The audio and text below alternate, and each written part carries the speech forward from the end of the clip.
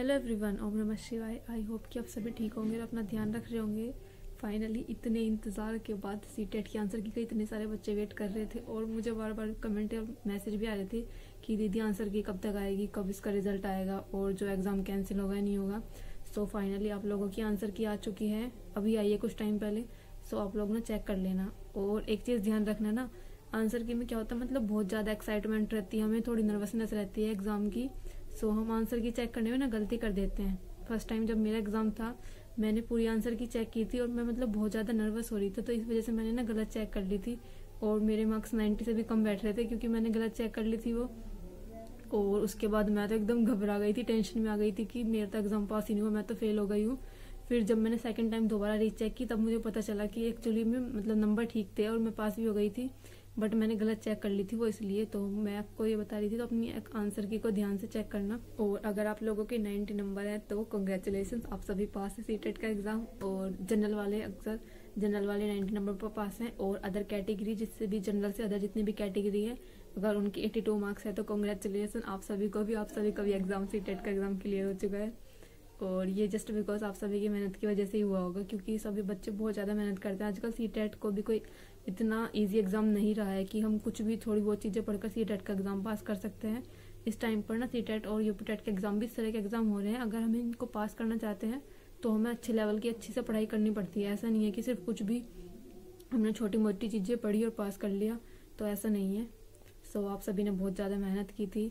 और ये ध्यान रखना, अगर आप किसी भी क्वेश्चन को अगर चैलेंज करोगे तो बहुत ही सोच समझ कर करना। और उसकी अगर आपके पास कुछ ऑथेंटिक प्रूफ है एनसीईआरटी वगैरह का या किसी एक ऑथेंटिक बुक का प्रूफ है तो ही किसी क्वेश्चन को चैलेंज करना। अदरवाइज मैं तो मना ही करूँगी कुछ क्वेश्चन चैलेंज करने के लिए, क्योंकि इसमें आपका एक क्वेश्चन चैलेंज करने का ही 1000 रुपये लगता है और वो आपको 1000 रुपये वापस नहीं होंगे। वो 1000 रुपये आपको तभी वापस होते हैं अगर वो क्वेश्चन पाया जाता है, मतलब सीबीएसई जब चेक करती है वहाँ पर जब एक्सपर्ट्स के द्वारा ये क्वेश्चन चेक कराया जाता है, और अगर आपका क्वेश्चन सच में जो आपने चैलेंज किया है वो क्वेश्चन एक्सेप्टेबल होगा तो ही वो आपको पैसे जो होते हैं आपके 1000 रुपये रिफंड होते हैं, अदरवाइज नहीं होंगे।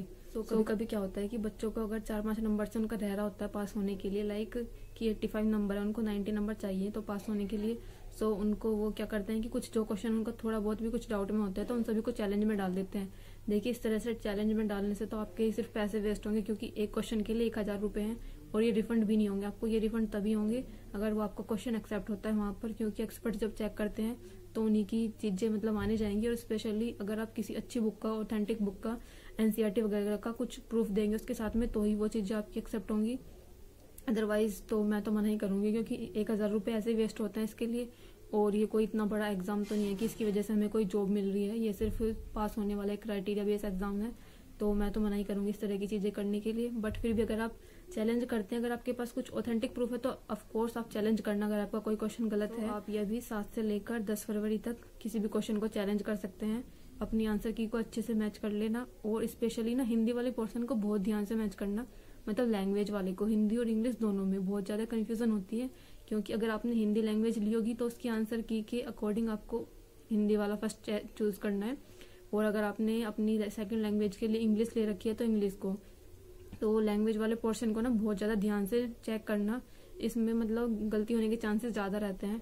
देखिए, अगर आपका 1-2 नंबर से रह रहा है तो इसमें कोई बहुत ज़्यादा परेशान होने वाली बात नहीं है आगे, क्योंकि अभी इसका नोटिफिकेशन फिर से आएगा जुलाई या अगस्त में। ऑफकोर्स जुलाई तक आ जाएगा, जून या जुलाई तक इसका नोटिफिकेशन दोबारा आ जाएगा, क्योंकि सीटेट एक साल में 2 बार कराते हैं लोग। तो फिर अगस्त तक एग्ज़ाम हो सकता है। सो आप अपने उस एग्ज़ाम की तैयारी कर सकते हैं, क्योंकि जहाँ तक मुझे लगता है जितने भी बच्चों ने, ज़्यादातर बच्चों ने जितने भी दिया होगा एग्ज़ाम, वो या तो बीएड के फर्स्ट ईयर या सेकंड ईयर में होंगे या फिर डीएलएड के फर्स्ट ईयर या सेकंड ईयर में होंगे, क्योंकि अभी तो स्टार्टिंग में, आजकल तो बच्चे स्टार्टिंग में देने लगते हैं बीएड के फर्स्ट ईयर में। सो अभी तक ज़्यादातर इस तरह के बच्चे होंगे। तो अगर आप दोबारा दे लेना, कोई दिक्कत नहीं है इससे। बहुत ज़्यादा डीमोटिवेटेड नहीं होना, अगर आपका इस बार नहीं हो पाया तो कोई प्रॉब्लम नहीं है, अब आगे अगली बार हो जाएगा, क्योंकि अभी आपके पास टाइम है ये एग्ज़ाम देने के लिए। और इस बचे हुए टाइम में आप अपनी अच्छे से तैयारी करना। और अदरवाइज़ ये भी, अगर आप सीटेट का एग्ज़ाम नहीं दे रहे हैं, इसके बाद अभी यूपीटेट का एग्ज़ाम भी आने वाला है और इस बार मैं भी सोच रही हूँ सीटेट और यूपीटेट दोनों एग्ज़ाम देने के लिए। सो मैं भी उन सभी चीज़ों की तैयारी करूँगी। और अगर आप भी इन दोनों एग्ज़ाम्स की तैयारी करना चाहते हैं, सीटेट और यूपीटेट एग्ज़ाम की, तो यहाँ पर मेरे साथ जुड़े रहना। और अपना सीटेट का स्कोर चेक करने के बाद मुझे भी ज़रूर कमेंट करके बता देना कि आप सभी का स्कोर क्या क्या रहा है सीटेट में, क्योंकि हम सभी ने मिलकर काफ़ी ज़्यादा मेहनत की थी इस एग्ज़ाम के लिए। काफ़ी सारी चीज़ें प्रिपेयर की थी। सो आई होप कि आप सभी का रिजल्ट अच्छा हो रहा होगा। बेस्ट ऑफ लक, मिलते हैं नेक्स्ट वीडियो में, तब तक के लिए बाय बाय, टेक केयर।